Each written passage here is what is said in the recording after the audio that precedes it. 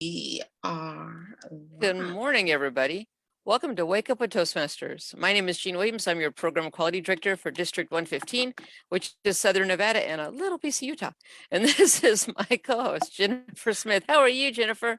Good. How are you? I just love that you have your intro and it's just like Walter Cronkite, I've noticed everybody does. Ken has few current and future Toastmasters. Yeah, so I think, what is yours? Mine is good morning. Well, good Wake up morning. with Toastmasters.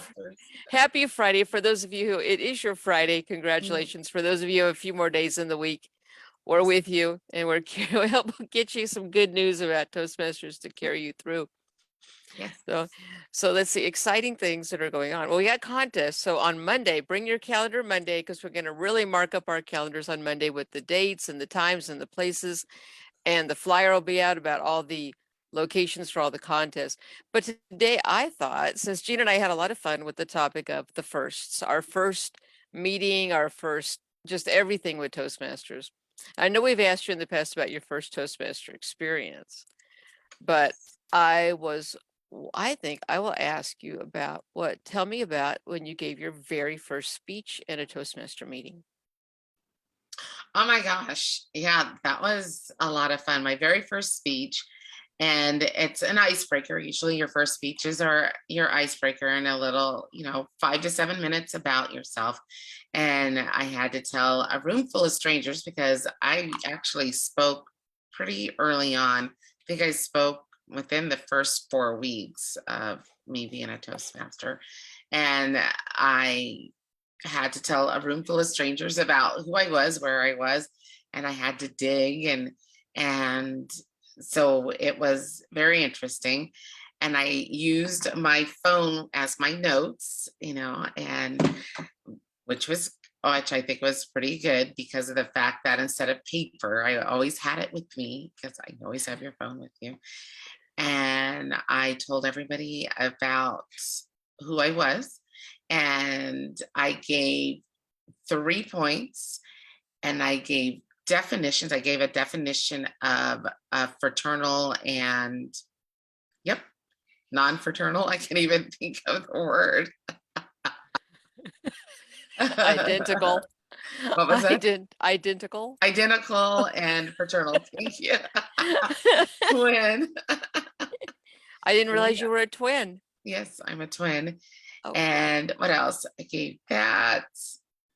And I think it was about where I was now, something like that. oh. And Peter Swan, hi Peter, was my evaluator. And he stood up and he's like, whoa, whoa, whoa, we have a natural,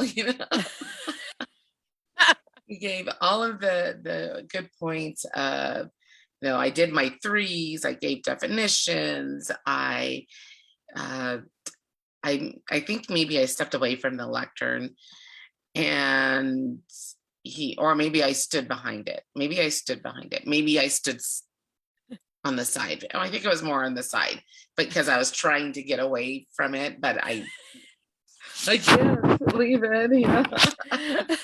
It's that magnet we all have. Yeah, Hold on. you're attached. You cannot move away from the lectern.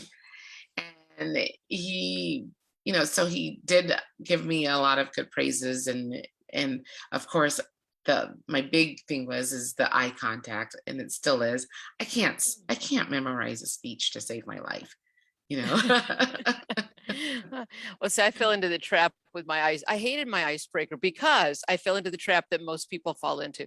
I really thought somehow I was supposed to smash all these years of living into this, 4 to 6 minute speech. Mhm. So here I am like the week before. Okay, well, if I take out the part when I was 7 years old, okay, well, if I take out my second job, I and finally I was like this almost 7 minute speech, and I'm talking really fast to be going to go off this. And then the next speech was easy because back then the next speech was I think it was research your topic, I think. Mhm. And so that was all the other speeches were easy, but whenever someone said icebreaker, I'd go, "Oh." And it wasn't until years later and someone said to a newbie who was nervous about giving their first speech, and I heard the person say, no, it's not your life story. It's just one episode. Maybe the experience you had buying your first car, or maybe the last vacation you took. And I thought, wow, I wish I had known that. And then but after that, it was just releasing, okay, I can do this. And And you can icebreakers can be mentor the really next fun. person. Yeah. Yeah, it's just really, are we teaching the person, the audience, something about us, something personal, something about us? But it could be a simple episode, like you could talk just about what it's like to be a twin, just that Yeah. one little, or a couple episodes. Well, you obviously didn't get confused with your twin because you're paternal, but and I believe he's a boy also, right? That would be it. Yes. So yeah, you weren't in that situation where you could Yes. like switch off, but there's still those challenges, your mom has to having two of you at the same age. But Yeah. I really did think it was like this huge biography that I had to like jam into this little Well, tiny. and I did that, where we moved, where we lived, who were my siblings. So yeah, it was definitely, jam packed in. And of course, the first time you see the green card, and you're like, wait, I still have some more to say, Well, early it's in the game, I was either in that situation of, will it ever be green? Will it ever be green? Yeah. I look at that, get that timer, because it was on person, and you're 3 words. Yeah. Like, it just wouldn't turn green and wouldn't turn. And then you get to that situation where you're like, wait, green? I'm only halfway through. Yeah. So, And I always get this in my evaluations. I still get, Jennifer, you don't have to acknowledge your time. Just keep going. Because I'm like, holy moly, I have so much more to say. Well, it wasn't the first time I was the timer, but my favorite timing. I had not been to the library. We have a wonderful, wonderful corporate club, Library 2.0. And if you're a library employee for Clark County Library District, you are missing out if you're not in that club. And they meet every other Monday. So I got to tell you guys that. Anyway, so I was visiting them as an area director, and I was asked to come back later, and I was a timer. And I had not been to the library in many, many years. And the last time I had been was that, those old marms of, Yes. back in those days. Way before your time. but the modern libraries have so many things that I didn't know about. So she's giving this speech and going over the website and then talking about and I'm just so mesmerized. I forgot I was timer. I had started the time, but I just forgot I was timer because it was so interesting. And I'm taking notes, and I'm mesmerized, and I'm writing things down, and I'm sitting next to Jean, and I'm going, listen, did you know they have all of that? And then I'm noticing she's giving me a lot of eye contact, like a lot of eye contact. And I thought, wow, her evaluator should note that she should spread her eye contact around. And then she's giving me more eye contact and more eye contact. And then pretty soon he says in her speech, I could tell you so much more if I only had the time. And she's looking right at me. And I thought, oh, and I look around. There's no green card.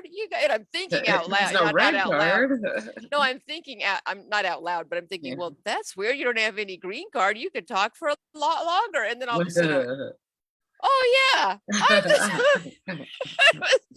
And this poor lady, bless her heart, my fault, not her, bless me, but she went, her 5 to 7 minute speech became like 11 minutes because she had been already talked to in previous speeches that she wasn't reaching the green, that she wasn't, that was one of her, like, try to real hard to get your full time. So she had this ton of information. And she even said before the speech, and we even talked about me being the timer. She said, oh, I'm so excited because I have this much I can cover. And if I don't see the green card, then I'll cover this section. And if I don't see the green card, then I can cover this section. By now, I know I'll be there because this time's out at 10 minutes. I said, well, that's a great idea. So everybody has their moments. So yeah, my icebreaker was a flop, and my time, not all the time, but that was one of my timing fun things. And I am the worst timer ever. You tell your story, but I teach George Lynn's like, Jennifer, you need to practice, because sometimes I'll just raise my hand, I'll be timer, and then they'll go, no, I'll be timer. Because sometimes I forget what I'm doing. And I'm like, I'm like, and the evaluations. Jennifer, can we have the time for the evaluations? And then I'll just be like, I forgot. Yeah, I've done that. Well, and timing myself. I'm if I get called in for table topics and I'm the timer and I just forget, because there's so many things. You like start the time, and then if we're on Zoom, you have to unmute and then think about what you want to say. And so one of those three things is going to be out of the door. I have to Yeah. talk, so that's in. I have to unmute myself, so that's an in. And so all of a sudden the timer just, and then I realize and then what's so stupid is I'm looking for the time on the screen. So I'm not the worst timer, but now contests, I'm fine in contests because you're dedicated. That's your one job. That's your one job. All you have to do. Yeah, I'm good with that. But in day-to-day meetings, yeah, it's a chore. But I want to do it because it's one of the, I wouldn't say easier jobs. Every job has its challenges, but it's one of the less stressful jobs, I'll say, to me. Yeah. But there again, I guess it's not end, stressful because I'm not doing it. Yeah, on my end, I would be, can I speak versus being a timer? Because I'm really bad at that. Anyway. But what was your first encounter or feeling about the all counter? That's one thing Gene and I didn't talk about. So I thought that'd be fun to talk about now. When you first got to the meeting and you realized there's this awe counter, and what was your feeling? My first meeting was not with Valley Voices and Vices. It was a couple of years before Valley Voices and Vices. I actually went to Chambers. I went to the Chamber of Commerce. What is it? Chamber Voices. Chamber Voices. I went to that one, and there was a lot of people in there. It filled the room, and it wasn't just a little meeting room. It was a big meeting room, more of a lunch style banquet meeting room with all of those people in there. And somebody gave the all counter, and I didn't have to speak. I don't even think I even introduced myself at that time, because it was a lot of people. Yeah. And so I don't think I spoke, but to listen to somebody talk about all of the ums and ahs, it was kind of interesting to understand where some of my fellow or coworkers, they did not have those ums and ahs in their speeches, in their presentations. And you can tell that it helped a lot if somebody was always counting them. And I said, wow, it's kind of embarrassing because you do put all those ums in there, but it was very enlightening of how Toastmasters actually made these people, my coworkers, a better presenter because of the fact that it wasn't the ums. Excuse me, because when you say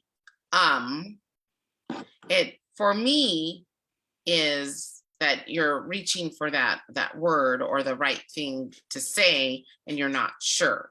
And that's where I hear now, when I hear the word and my fellow presenters, coworkers, why would you say that? Because of the fact that means you're reaching for something that you're not sure of, and you say so my very first impression of it was, wow, that's a great tool. It's a great lesson. It's a great skill to be able to listen for those, and to be on the receiving end. You should accept it as, I am not that great of a speaker, because I'm still reaching for words. And now there's a reason for Toastmasters. So for all of you who are listening, there is a reason. Besides being a better presenter, there are things that can help you to be that presenter. So I know our words or our slogan isn't, the champions of counters, but we are here to make you a better communicator and a better leader is basically our slogan.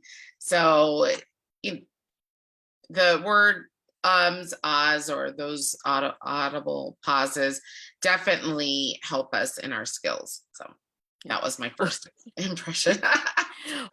Well, see, for me, it was the club I was in. They asked us, because we all started as a corporate club, so we're all starting at the same time. So they asked us to visit another club. And early in the game, I visited another club, and they did this where they dropped this like dry bean into a jar every time somebody used a filler word. It was like, bing, bing. and I'm a brand new Toastmaster. I thought, oh my God, that's horrible. We should never do that. And one guy, I just remember during that meeting, this one guy answered a table topic question. He walked up, he grabbed a handful of the beans and he threw them in the can. He goes, okay, now you're done. And he went ahead and gave his table topic. He wasn't angry. It was more of his joke. And then I realized, but it's still, but there again, it's part of it's reaching for the word, but I was raised in a family that talked all the time. And if you paused, someone else was going to talk. Yeah. So the only way to save your, like, bookmark your spot that you're talking and not done is to, just those fillers to make sure you had this constant stream of noise, sound, so that someone wouldn't start talking. And it just was a normal thing, but not so many that it was distracting, but I guess any amount is distracting. And now my word is so, and so not so much the ums and ahs as the so's and ands, because then and that way they know I'm to catch. They know breathing. That you're still. I'm just swallowing, but I'm going to. So that was tough. But I will say, it was years later. I was in a conference and it was online, which makes it. It was online, but it also was without visual, so it was just an audio call, which makes it even more, you're focusing on the person talking more than the whole picture. And every other word and at that moment I thought, oh, somebody needs Toastmasters. And I'm dropping the beans in the jar. Before that, I had never had that little attitude toward, but because I think in natural conversation, there's a percentage of filler words. And if it's such that you don't really notice it, then I think that's normal conversation. But when somebody is constantly just, so yeah, I can see the value of it though. And I catch myself now. And what's interesting is I was in a meeting actually last night with people who any one of them could get up and speak and probably have no filler words at all. But we're in a meeting and we're basically having a big conversation. There were so many filler words that I actually thought, ooh, I think we need an counter. That's funny. but I didn't know that was part of Toastmasters, and every club handles it different. One had one of those little dog trainers, that goes click, click, click, click, those things when you're trying to train a dog, and the person pulls out, oh, I have the clicker, and I thought, clicker. And in my house we called the TV remote control the clicker. So I thought, why do we have a TV remote control? She pulls out this little tiny thing I had never seen before, and the person starts talking, you can click, click, and I thought, and then I found out later it was a dog trainer. No, I knew it was a dog trainer, but I didn't know it was called they were calling it a clicker. And I thought, oh, that's rude. That's just rude. She's treating him like a dog, good boy.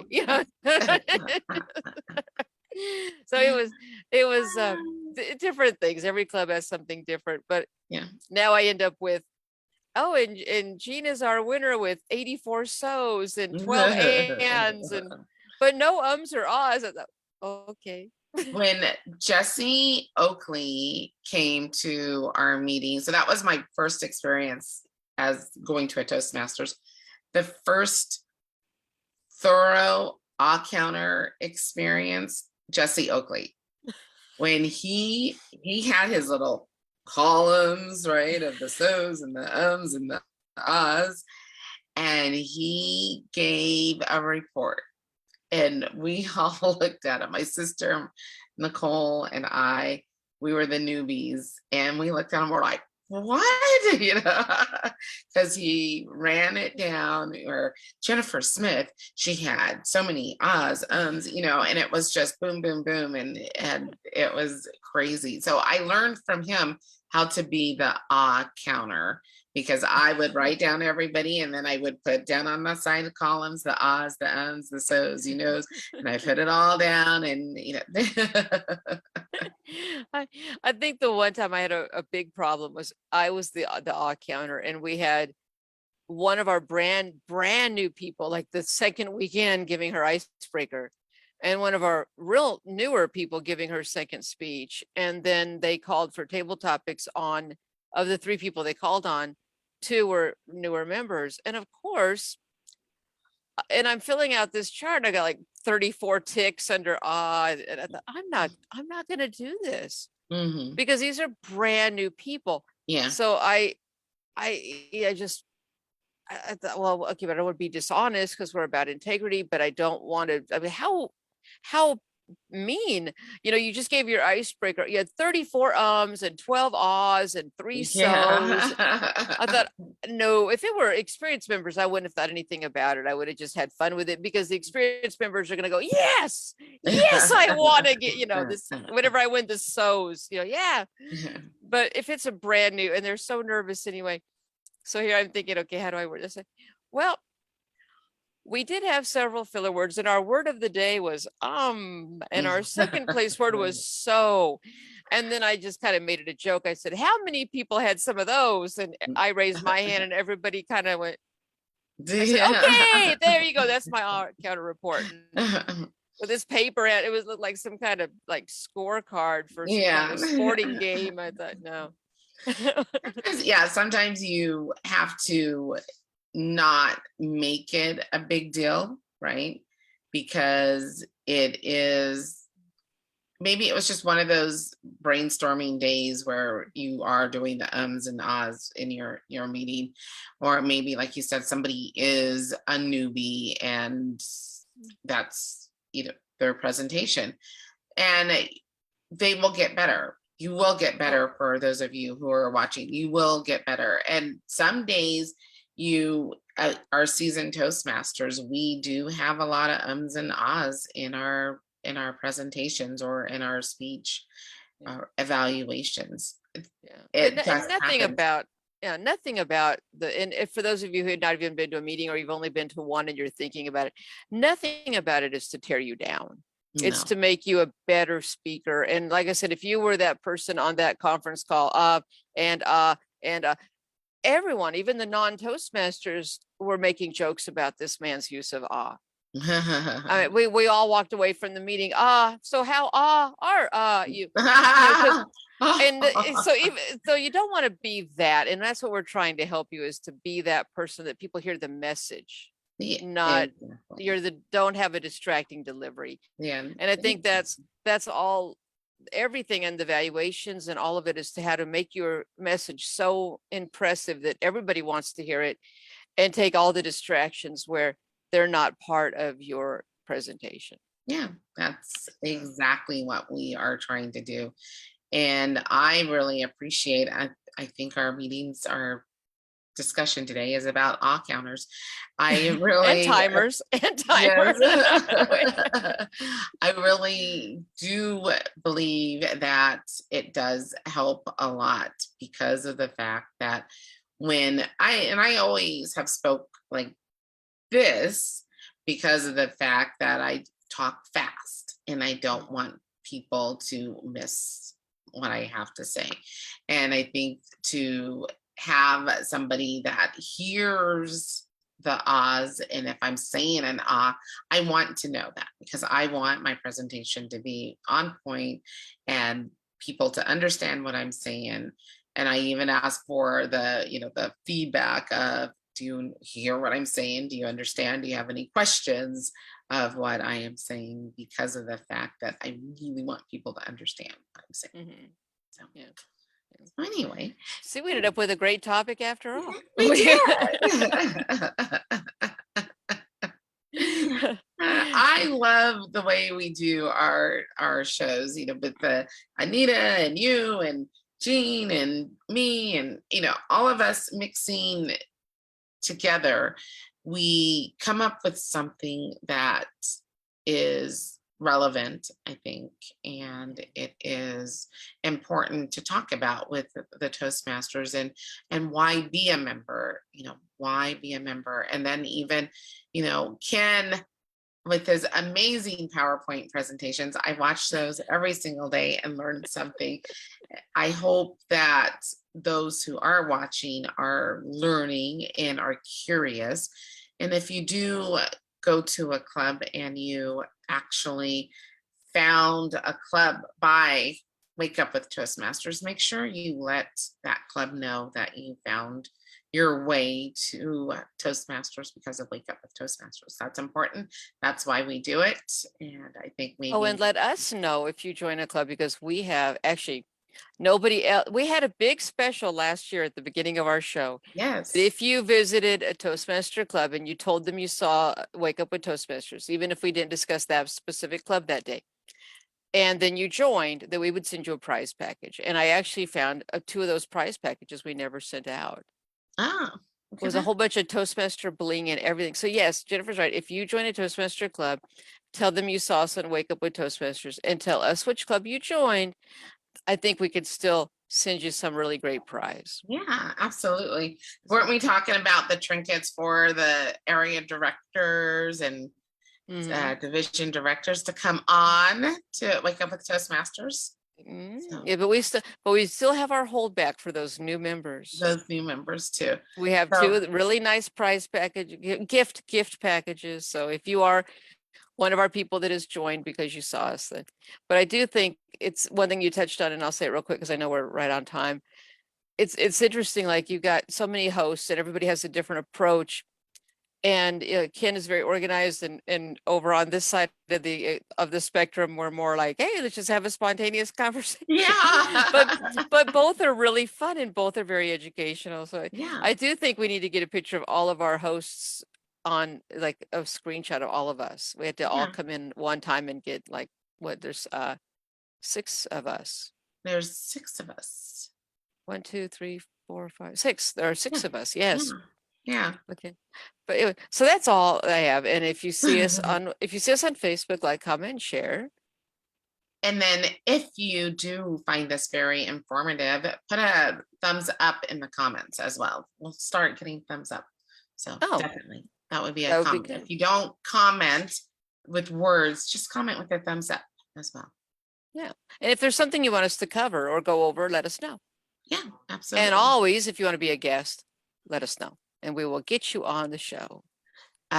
Don't be surprised when I call the area directors and division directors out next week to appear on Wake Up with Toastmasters. Well, we need to have them. They need to talk about their contests and their themes and what fun things we can expect at all of their contests. I think this would be the perfect time if they come in February, because all the contests start in March. Yes. So next week, here we go. Yes. I will be making that call out as we also do the flyer. I've been working on the flyer all week long, but it will get done. Carol, if you're watching, it will get done. Yes, it will. But we will do Mark Your Calendar Monday. We'll have the flyer by Monday. We will go over it. Thanks so much, Jennifer. And we'll see you guys Jean and I will see you on Monday for Wake Up with Toastmasters. All right. And I'll see you on Wednesday. Bye.